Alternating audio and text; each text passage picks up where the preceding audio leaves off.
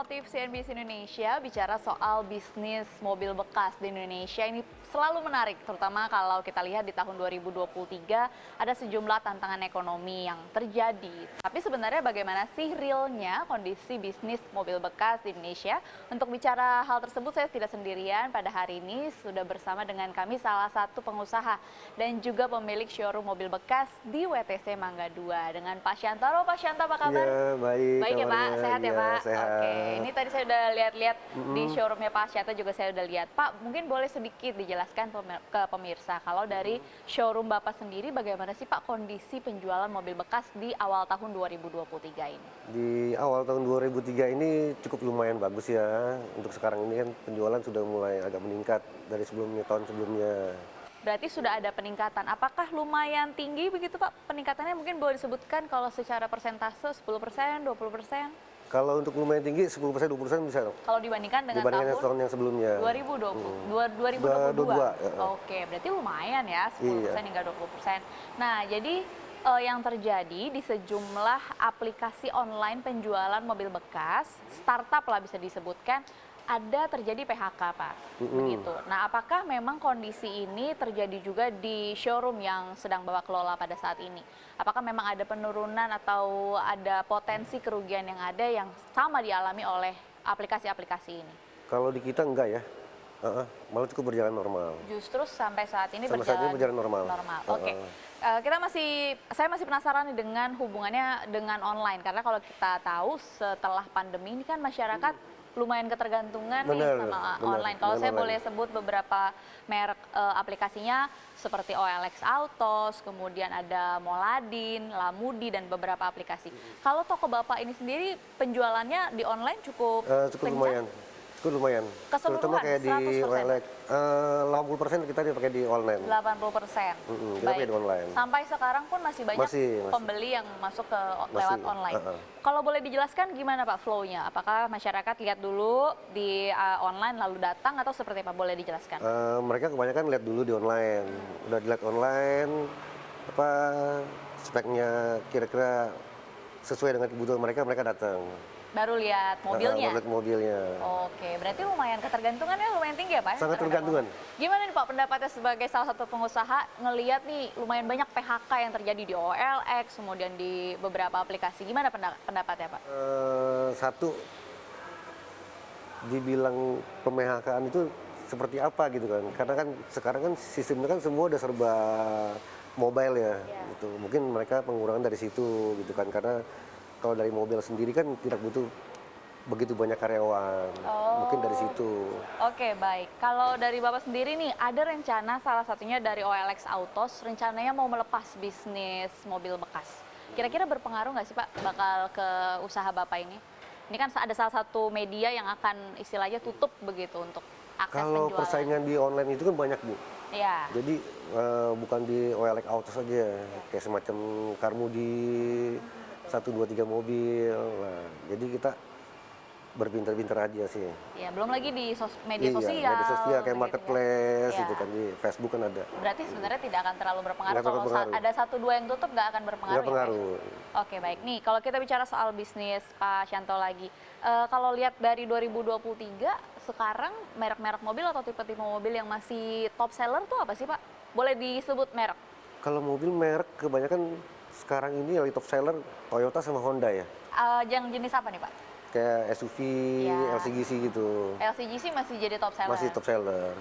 Biasanya tahun produksi berapa yang paling diincar sama masyarakat? Kebanyakan tahun 2015 ke atas ya.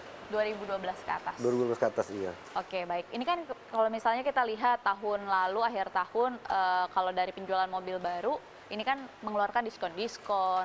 Abis itu nanti pas lebaran juga pasti akan ada diskon-diskon. Kalau dari Pak Syanto sendiri, untuk istilahnya bersaing nih dengan mobil baru istilahnya, bagaimana caranya Pak? Atau triknya begitu?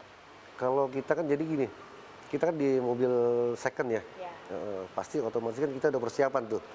Di akhir tahun atau di saat-saat mau lebaran gitu kan, mereka ada event-event. Nah, kita tuh udah persiapan. Jadi dari harga persaingan itu kita udah, sebelum kita ngambil itu udah perhitungin harganya gitu. Oke, baik. Lalu kalau dilihat dari pandemi ini kan kondisi ekonomi lumayan kacau ya Pak ya, dari tahun 2020. Ada banyak nggak sih Pak masyarakat yang akhirnya jual mobil mewahnya habis itu downgrade gitu? Banyak, ada Mobil yang istilahnya menengah ke bawah. menengah ke atas jadi menengah ke bawah. Gimana tuh Pak, boleh dijelaskan? Jadi gini, mereka jadi untuk menutupi kehari-harian dia, mereka tuker tambah gitu kan. Sebenarnya trade in ke kita gitu. Jadi dari mobil yang mewah jadi ke mobil yang biasa. Oke, lumayan angkanya lumayan banyak Pak. Hampir sebagiannya ada ya. Sebagian ada, sebagian besar. Oke, kalau di usahanya Pak Syanto sendiri hingga hari ini kira-kira per bulan bisa jual berapa unit Pak? Saya bisa sampai 9 sampai 10, 9 unit satu bulan. Dalam satu bulan. Oke, dengan total karyawan? Saya karyawan sini 4. Ada 4 orang. Ini fokusnya di apa nih Pak? Di offline, di toko di WTC Mangga 2 ini kah atau di online begitu? Enggak, di sini offline. Di sini di offline. Offline, iya. Empat-empatnya semua ada Empatnya di sini. offline, iya. Gitu. Oke. Mungkin sedikit Pak target pada tahun 2023 ini mungkin Pak Syanto kan udah tahu nih sejumlah tantangannya ya dan juga faktor-faktor pendukungnya begitu kan. Misalnya salah satunya adalah ada rencana pemerintah mau kasih subsidi mobil listrik. Ini kan pasti jadi tantangan juga nih buat bisnis mobil bekas. Kira-kira gimana Pak tahun 2023 ini Pak Syanto melihatnya? Kalau menurut saya, pandangan saya ya, untuk mobil listrik kita nggak ada ini ya. Karena apa? Masyarakat kita nih umumnya mereka ini masih kebanyakan pemikirannya, oh bahan bakar ini lebih efisien. Gitu. Kan kalau mobil listrik kan mereka kan dalam pemakaian kan butuh prepare yang kayak semacam listriknya gitu kan. Kayak jalan jauh. Kita nggak bisa disamain kayak luar negeri gitu loh. Oh oke. Kalau dari Pak Syanto sendiri melihat bahwa mobil listrik ini istilahnya masih lama ya? Masih lama lah. Ininya masih bakal lama. menggeser Masih lama, posisi. masih lama, iya. Tapi apakah pelanggan Pak Syanto belum ada yang nanyain mobil listrik? Atau Jarang, seperti jarang. apa? Jarang? Jarang. Masih tetap tinggi lah ya penjualan. Target 2023 Pak, ada peningkatan penjualan nggak nih? Kalau untuk sekarang ini sih cukup lumayan ya. Sudah puas dengan saat ini? Belum ada rencana untuk peningkatan lagi? Rencana peningkatan pasti ada. Pasti ada Setiap, ya? Ini kan pasti ada lah. Kita Apalagi kalau lebaran gitu kan? betul. Biasanya kalau lebaran momen-momen yang lumayan besar, salah satunya lebaran sih masyarakat terima THR, terus Iya. butuh mobil untuk mudik. Betul. Kalau dilihat dari tahun-tahun sebelumnya atau dibandingkan dengan tahun sebelum pandemi, peningkatannya sampai berapa persen sih Pak? Kalau peningkatan untuk sekarang ini, kalau kita lihat dari kemarin tahun 2022 itu sudah mulai jauh lebih membaik.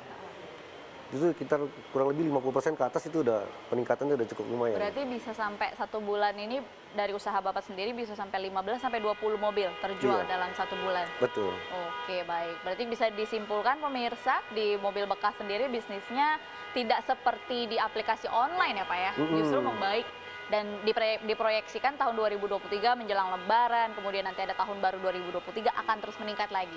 Begitu ya Pak ya? Betul. Oke, terima kasih Pak Syanto atas Iya, waktunya, sama-sama. penjelasannya. Iya, Ibu. Sehat Iya. selalu dan semoga laris manis Iya, mobilnya makasih. juga. Amin. Terima kasih ya Pak.